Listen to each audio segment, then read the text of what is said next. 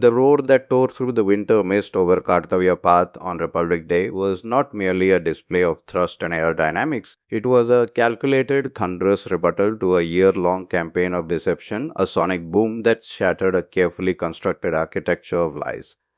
To the uninitiated, the sight of a Rafale fighter jet pulling high G maneuvers over the capital is simply entertainment, a fleeting moment of adrenaline. But for the geopolitical observer, for the defense analyst scrutinizing the frame by frame feeds, and most importantly, for the adversaries watching from across the border with bated breath, this specific flypast was a deliberate uncovering of the truth, stripped of diplomatic niceties. The Indian Air Force, an institution known for its stoic silence and refusal to engage in internet mudslinging, finally chose to speak, and they spoke in the language they know best: high octane reality. The protagonist of this aerial drama was tail number BS022. This alphanumeric code might seem mundane to the civilian eye, a simple inventory tag, but in the context of post-Operation Sindoor information warfare, BS022 is the ghost that refused to die. We must understand the sheer weight of the propaganda that was mobilized against this specific airframe. Following the surgical strikes of Operation Sindoor, the Pakistani military establishment, reeling from the shock of penetration and the precision of the Indian response, needed a trophy. They needed a narrative to feed a domestic population that thrives on myths of invincibility. And so they fabricated the destruction of BS022. They didn't just claim a generic hit, they grew bold, releasing specific details, claiming this specific bird was smoking wreckage on their soil. This was the Lahori Churan at its peak potency, a hallucinogenic mix of bravado and fabrication designed to act as an opiate for the masses. For months, this lie was allowed to fester. It was amplified by a section of the Western media that often functions as a passive conduit for official state narratives, refusing to do the forensic due diligence required to verify such claims. They questioned the Indian Air Force's silence, interpreting professional operational security as an admission of guilt. We saw a barrage of open source intelligence accounts, many run by bots or state sponsored actors, demanding proof of life for BS022.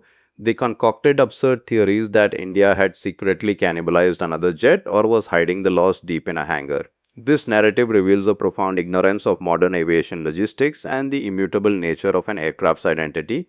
They project their own modus operandi onto a professional air force, believing that an aircraft tail number is like a sticker on a stolen hatchback that can be peeled off and replaced to evade detection. They think it's the Mehran model of deception: steal it, paint it, change the number plate, and hope the police don't check the chassis number. In the world of military aviation, this is laughable. A fighter jet like the Rafale is not just metal and paint, it is a digital organism. Its identity is guarded into its mission computers, its data link signatures, its maintenance logs, and the thousands of serialized components that are tracked by the original equipment manufacturer in France. You cannot fake a jet's existence in the digital age. Every time that radar turns on, every time it squawks on a transponder, its electronic fingerprint is broadcast. By flying BS022 on Republic Day, right in front of the high-definition cameras of the world press, the IAF didn't just show a plane, they exposed the intellectual bankruptcy of the adversary. They showed that the enemy's claims were not just errors of fog of war, but deliberate calculated falsehoods. But the masterstroke was not just the plane, it was the payload. Hanging menacingly from the hardpoints of BS022 was the Meteor missile. This detail is where the message shifts from political vindication to strategic dominance. In air shows and parades globally, safety protocols and airframe stress limits usually dictate that aircraft fly clean or with inert dummy shapes that simulate the weight and drag of weapons without the explosive risk. Flying with a live active missile, identifiable by the specific color coding and the yellow hazard bands on the warhead section, is a decision that is never taken lightly. It signifies an absolute confidence in the hardware and a specific intent to demonstrate readiness. This was a message aimed squarely at the internal doubts that had begun to rot the Indian narrative. In the aftermath of Operation Sindoor, a corrosive skepticism had set in, fueled by armchair experts and a media ecosystem that loves a controversy. Questions were raised: did the meteors actually work? Why didn't we see a confirmable meteor kill? Is the integration complete? These doubts are poison in a democracy. They create hesitation in decision making and give ammunition to lobbies that want to stall critical procurements like the 114 multi-role fighter aircraft deal. By strapping a live meteor to the belly of the beast and parading it over the commander-in-chief, the Air Force chief effectively silenced the noise. He showed that the weapon is not a paper tiger, it is operational, it is integrated, and it is ready to fire. The presence of the Meteor is also a direct tactical lecture to the enthusiasts who misunderstood the nature of the air battle during Operation Sindoor. There is a prevalent misconception that an air-to-air kill only counts if there is a smoking wreckage on the ground. This ignores the concept of mission kill and the deterrent value of a weapon that creates a no-escape zone 3 times larger than anything in the enemy's inventory. The Meteor is unique because of its ramjet propulsion. Unlike a standard solid-fueled rocket motor that burns all its energy in the first few seconds and then coasts, losing speed and maneuverability as it reaches its target, the Meteor breathes air. It can throttle its engine, saving energy for the end game. When it arrives at a target 100 kilometers away, it is not a gliding brick, it is a powered, screaming predator with enough energy to chase down a maneuvering target. The adversary knows this. The Pakistani pilots flying F-16s and JF-17s know that if a Meteor is in the air, their traditional defensive tactics of turning and running simply won't work. The missile will run them down. The display of this missile confirms that during Operation Sindoor, the IAF possessed the ability to dictate the geometry of the battle, forcing the enemy to abort, to turn cold, and to stay well outside their own effective ranges. The doubt about whether meteors were used is born from a lack of understanding of modern BVR beyond visual range combat, where the mere lock-on from a meteor-equipped Rafale can force an entire enemy strike package to jettison their payloads and flee. The IAF's choice to fly it live was a visual lecture on this dominance, a reminder that they control the airspace not just with numbers but with superior physics. This gesture cuts through the cynicism of the Indian defense debate, where every acquisition is scrutinized until it is paralyzed. It forces the public to acknowledge that the money spent on these platforms translates into a tangible, terrifying capability that keeps the skies safe. As the afterburners of the Rafale faded, the deeper implications of this display began to settle, revealing a cohesive narrative about the future of Indian air power and the inescapable logic of the 114 MRFA acquisition. We must connect the dots between the visual spectacle of Republic Day and the dry, often overlooked text of the Gallantry Award citations released for Operation Sindoor. Embedded in those citations is a revelation that vindicates the swing role doctrine that the IAF has been preaching. The citation explicitly mentions a Rafale pilot who transitioned from a ground attack profile to an air defense profile in a single sortie. This is not Top Gun fiction, this is complex, high-stress reality. Consider the physics of that engagement. A fighter jet loaded with heavy air-to-ground precision munitions, likely Scalp or Hammer, is effectively a bomber. It is heavy, it creates a massive radar cross-section, and it is focused on a surface target. In a traditional air force, you would need separate aircraft to protect this bomber, dedicated interceptors flying purely for air cover. But the citation reveals that the Rafale, after dropping its payload and destroying the high-value target, didn't just run for home. It was reassigned mid-flight by the airworks or ground control to provide air cover for the next wave of strikers. This pivoting maneuver is only possible if the aircraft carries a weapon that can outrange the enemy's interceptors even when the friendly aircraft is positioning itself. If the Rafale pilot had been armed only with Mica missiles, which are formidable but range limited, providing cover against a Pakistani PL-15 with its claimed 180-kilometer range would have been suicide. To protect a strike package, you need to be able to threaten the enemy before they can threaten you. You need to push their launch platforms back. The only weapon in the Indian inventory capable of creating that buffer zone, capable of intimidating a flight of enemy fighters into staying back while friendly bombers do their job, is the Meteor. Therefore, the citation itself is the proof of the Meteor's usage. It validates that the IAF used the Rafale as a true strategic asset, leveraging its sensor fusion and long-range reach to create a sanitized bubble over the combat zone. This operational reality exposes the hollowness of the critics who constantly demand proof. The proof is in the mission success. The proof is in the safe return of the strike package. The proof is in the fact that the enemy could not engage effectively despite having early warning. This brings us to the elephant in the room, the 114 jet deal. The Indian defense ecosystem is currently trapped in a paralyzed cycle of debate. On one side, we have the Atmanirbhar purists who argue that importing any more fighters is a betrayal of the domestic Tejas program. On the other, we have the operational realists who see the squadron numbers plummeting towards a critical danger mark. The enthusiasts who cheer for the Air Force one day and then sabotage its procurement plans the next with uninformed arguments about cost and indigenization are doing a disservice to national security. The Republic Day display was a tacit message to them: look at what works.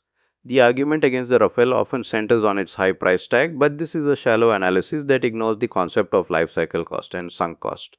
India has already paid the massive entry tax for the Rafale. We have built the hardened shelters in Ambala and Hasimara. We have set up the flight simulators. We have trained the ground crews. We have established the supply chains for spare parts. We have integrated the India specific enhancements. If we were to buy a different fighter now, say an American F-15EX or a Swedish Gripen, we would have to start from zero. We would have to build new bases, train new technicians, buy new distinct weapons packages, and create a nightmare of logistics where the Air Force is maintaining too many different types of aircraft. The Tejas versus Rafale debate is a false dichotomy manufactured by people who do not understand the concept of a high-low mix. Every major air force in the world operates a mix of heavy, high-end dominance fighters and lighter, mass-produced combat aircraft. The US has the F-22 F-35 mix, Russia has the Su-35 MiG-35 mix. India needs the Tejas Mach 1A and Mach 2 to provide the volume to be the workhorses that patrol the borders, replace the aging MiGs, and provide mass in a conflict. We need hundreds of them, and we should buy every single one Hell can produce. But Hell's production line, even at full throttle, cannot churn out jets fast enough to plug the gaping hole in our squadron strength within the next decade. We are facing a two-front threat environment where China is inducting 5th-generation J-20s by the dozens every year, and Pakistan is rapidly modernizing with Chinese help. In this high-stakes poker game, you cannot show up with a hand that you promised to have ready in 2035. You need the cards on the table now. The Rafale is that card. It is the only platform that allows the IAF to look the Chinese Air Force in the eye and hold ground. Furthermore, the argument that the Rafale is too expensive ignores the cost of failure. What is the cost of losing air superiority in the first 24 hours of a war? What is the cost of a strike package being intercepted because the cover aircraft didn't have the range? The cost of defeat is infinite. The Lahori Churan consumers and the cynical media outlets rely on India's democratic chaos to stall these decisions. They know that as long as we are bickering about prices and processes, we are not signing checks. They know that every year the MRFA deal is delayed, the IAF gets weaker relative to its adversaries. The display of BS-022 was the Air Force's way of cutting through this bureaucratic and media clutter. It was a demonstration of a combat-proven reality. The term combat-proven is often thrown around as marketing jargon, but for the IAF it means something visceral. It means the radar frequencies are dialed in. It means the electronic warfare suites have tasted the enemy's signals and neutralized them. It means the pilots know exactly how the jet feels when it's heavy with weapons and dodging a lock. You cannot buy this experience, you have to earn it. The IAF has earned it with the Rafale. To throw that away and start a new competition for a different fighter is not just inefficient, it is strategically negligent.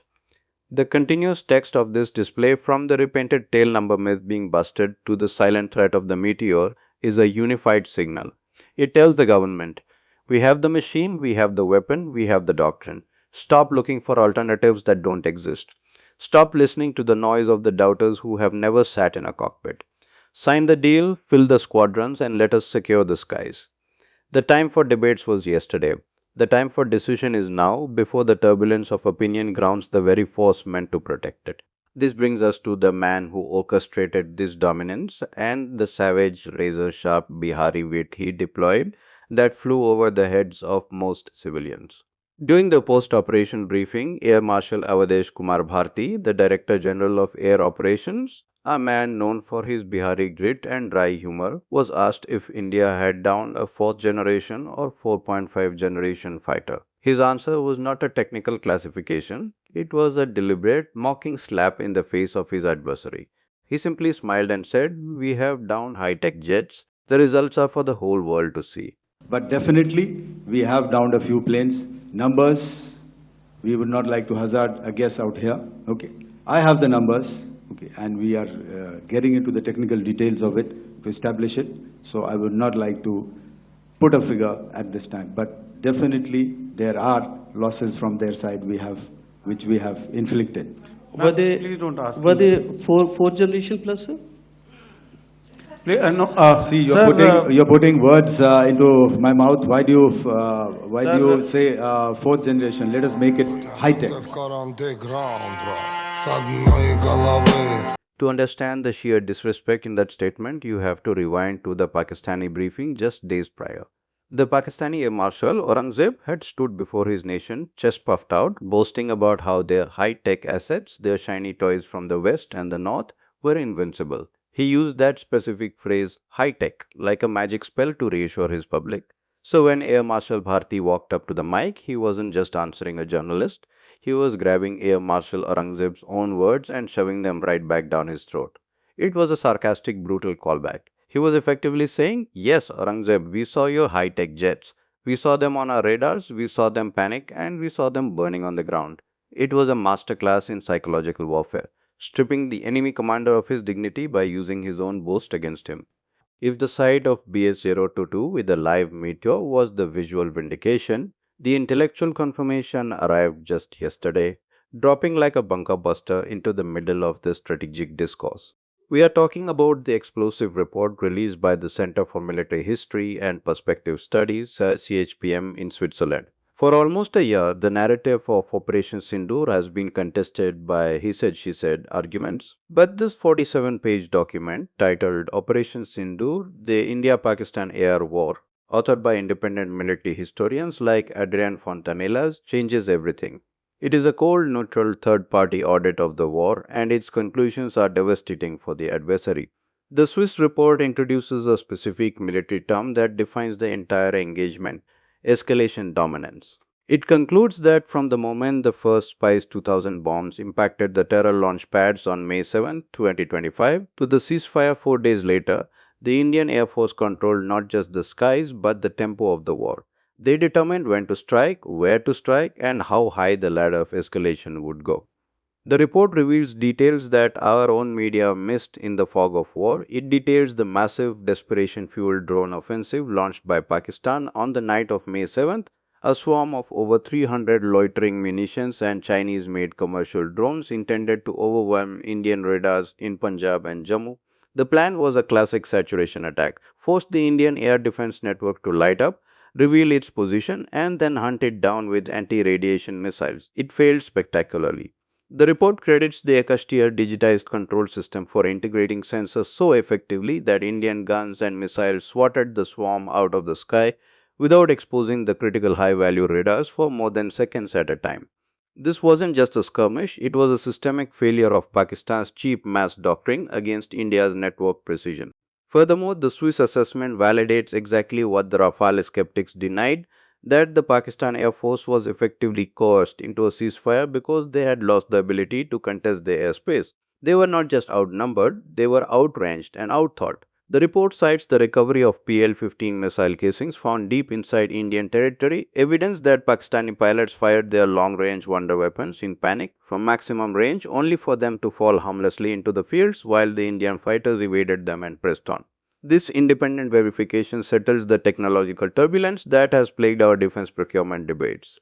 It proves that when the IIF asks for a specific capability, like the Rafale's electronic warfare suite, it isn't asking for a luxury toy, it is asking for the difference between a failed interception and total air dominance. The Swiss report effectively tells the world that while Pakistan was busy fighting a war on Twitter with fake shoot-down claims, India was systematically dismantling their ability to fight in the real world. But if BS-022 was the ghost that returned to life, there is another ghost in this story, one that did not return and whose twisted metal remains lie as a silent testament to the lethality of that engagement. While the world was busy arguing over Rafale's, far more damning piece of evidence has been sitting quietly in the open, largely ignored by the mainstream narrative but screaming its secrets to those who understand turbine engineering. We are talking about the wreckage found inside Indian territory, specifically the charred, distinct remains of a jet engine that does not belong to any aircraft in the Indian inventory. The experts on social media were quick to label every piece of debris as a MiG-21 Bison to fit the convenient narrative of mutual attrition. But forensics tells a different story. The engine found in the debris field is unmistakably an Atar 09C. This is the heartbeat of the Mirage 3 and Mirage 5 aircraft, platforms that are the backbone of the Pakistani Air Force's strike element. India retired its older engine variants decades ago. Our Mirage 2000s fly with the S-Sankhya M53, a completely different beast with a different nozzle geometry and compressor stage layout. The presence of an Atar 09 engine crashing into Indian soil changes the entire reconstruction of the air battle. It suggests that a Pakistani Mirage, likely part of the strike package attempting to retaliate, was tagged. This leads us to the terrifying efficiency of the Meteor missile we saw on Republic Day. A hit by a meteor isn't always an instantaneous disintegration. The missile's warhead is designed to shred the airframe with a focused blast fragmentation pattern. If a Mirage was hit near the line of control, effectively operating on the edge of the no escape zone, the pilot might have attempted to turn and drag the missile, or perhaps the proximity fuse detonated just close enough to sever hydraulic lines or destroy the engine without blowing the wing off immediately. A crippled jet, bleeding energy and hydraulics, would drift. It would glide across the invisible line in the sky before gravity claimed it on our side of the fence. This wreckage is the smoking gun that the media missed. It confirms that the air battle wasn't just a defensive screen, it was a kinetic punishment. The enemy lost an airframe inside our borders, a humiliation that they have desperately tried to bury under the noise of their propaganda. The fact that the Indian state has not paraded this engine on prime time television, that they haven't dragged the wreckage to a press conference in Delhi, is not a sign of weakness. It is a sign of a maturity that the adversary simply cannot comprehend. It reflects a strategic choice to withhold the kill confirmation for a reason that goes far beyond the ego of a fighter squadron. This silence brings us to the core doctrine of the Indian military establishment, a philosophy that is alien to the hysteria-driven leadership across the border. इतने सन्नाटे पिए मेरी समाअत ने कि अब सिर्फ सिर्फ आवाज पे चाहूं तो निशाने लग जाए मैं अगर अपनी जवानी के सुना दूं किससे ये जो लौंडे हैं मेरे पांव दबाने लग जाए. In the Indian war room, the focus is maniacally centered on the objective. What was the objective of Operation Sindoor? It was not to start an air war. It was not to shoot down 10 enemy jets for a scorecard. The objective was singular and punitive, to destroy the terrorist launch pads and command centers that were fueling the insurgency.